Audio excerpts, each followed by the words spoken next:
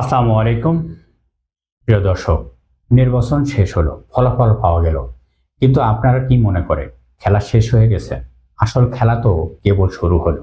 গতকাল রাত থেকে বাংলাদেশের আকাশে বাতাসে যে কোমরটা, যে পরিস্থিতিটা, তাতে বোঝা যাচ্ছে পদ্মার আড়ালে বড় কোনো পরিকল্পনা কাজ করছে। বিএনপিকে বিজয় ঘোষণা করা হয়েছে ঠিকই, কিন্তু এই বিজয় কি তারা নিজের শক্তি দিয়ে অর্জন করেছে, নাকি তাদের জেতানো হয়েছে? আর জামাত ইসলামকে কেন তাদের কাঙ্ক্ষিত আসন থেকে দূরে সরিয়ে দেওয়া হলো? এই প্রশ্নগুলোর উত্তর খুঁজলে আপনারা দেখবেন এক বিশাল জালের ভিতরে সবাই আটকা পড়ে আছে। প্রিয় দর্শক, মন খারাপ না? মনে একটু খারাপ হবারই কথা, তবে আশার আলো কিন্তু আছে। যদিও একটি গভীরভাবে চিন্তা করেন তাহলে আপনাদের জন্য বিরাট একটি সুখবর আছে। এখন এই যে জামাত ইসলামকে হারিয়ে দিল, এখন তাদের কি করা উচিত? তারা এখন এই বিষয়টিকে, এই সময়টাকে কিভাবে মোকাবেলা করবেন বা কিভাবে নিজেকে ট্যাকেল দেবেন? কিন্তু মানুষ কিন্তু জামাত ইসলামকে ভোট দিচ্ছে। এখন তাদের ভোটারদের প্রতি তাদের অনেক দায়িত্ব কর্তব্য আছে না? আর সেই দায়িত্ব কর্তব্য কি? কোন কাজটি করলে তাদের জন্য ভালো হবে? এই বিষয়টি বলার আগে আপনাদের সাথে একটি বিষয় শেয়ার করতে চাই। অনেকেই দেখলাম জামাত ইসলামকে পরামর্শ দিচ্ছে, বা জামাতের অনেক নেতাকর্মীরা জামাত ইসলামকে তারা আন্দোলনে নামাতে চাচ্ছে। এই বিষয়টির সাথে একটু দ্বিমত পোষণ করি আমি, কারণ আপনারা এখন আন্দোলন করে কি করবে? আমার কাছে মনে হয় যারা এই আন্দোলনের পরামর্শ দিচ্ছে যে জামাত ইসলামকে এত বড় মেকার করে দিল, তাদের রেজাল্ট উল্টে দিয়ে তাদেরকে হারিয়ে দিল, হ্যাঁ এটা সত্য, এটা অস্বীকার করার কোনো উপায় নেই। কিছু কিছু জায়গায় তো অনিয়ম হয়েছে মারাত্মকভাবে, কিন্তু এটার পরেও তো সামনে এগোতে হবে, মেনে নিয়ে কাজ করতে হবে, কিছু করার নেই। এখন আপনারা একবার চিন্তা করুন তো, 5ই আগস্টের 2024 সালের আগের একটু কথা চিন্তা করুন, কোথায় ছিল জামাতের অবস্থান? এই রাষ্ট্রের প্রতিটি দলের অবস্থান কেমন ছিল? তারপরেও সবাই চেয়েছে বিএনপি ক্ষমতায় আসুক। জামাত ইসলাম জনগণের প্রচুর পরিমাণ ভোট পেয়েছে। তাদের জন্মের পরে 71টি আসন পাওয়া এটি সর্বপ্রথম। এটা আপনার বিজয়, মহা বিজয়।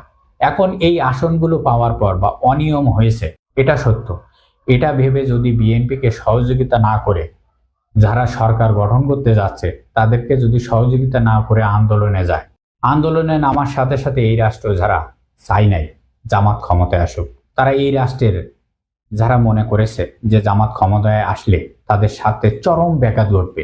কেমন ব্যাঘাত ঘটবে আমি একটি উদাহরণ সহ বলি। একটি লোক রেল কোম্পানিতে চাকরি করে। সে ওই রেল কোম্পানির চাকরি শুধু করে না, ওই রেল কোম্পানির তেল বিক্রি করেও খায়। জামাত ইসলাম ক্ষমতায় আসলে তো আমরা তেল বিক্রি করতে পারবো না।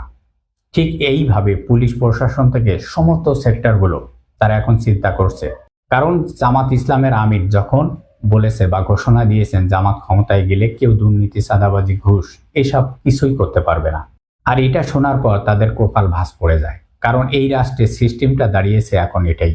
সঠিক স্টেজটা কি হবে এখন হচ্ছে জামাত ইসলামের আমির খুব দ্রুত সময়ের ভিতরে জোটে যারা আছে 11 দলের জোটের নেতৃবৃন্দকে সাথে নিয়ে তারেক রহমানের সাথে বসে তিনি কিছু সত্য একেবারেই স্পেসিফিক ভাবে দিবেন।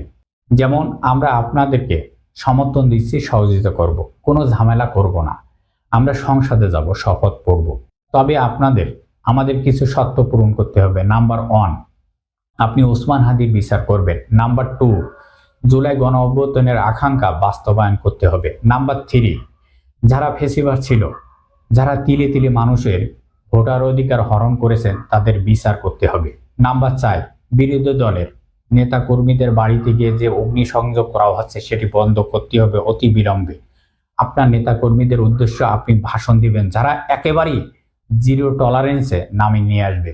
যদি এটি না করেন তাহলে আমরা আন্দোলন করব, মাঠে থাকব, এটা পরিষ্কার লিখে নিয়ে তারেক রহমানের সাথে বসা উচিত। সর্বশেষে একটি কথা পরিষ্কার করে বলতে চাই, আগামী 5 বছর হবে বাংলাদেশের রাজনীতির সবচেয়ে জটিল সময়।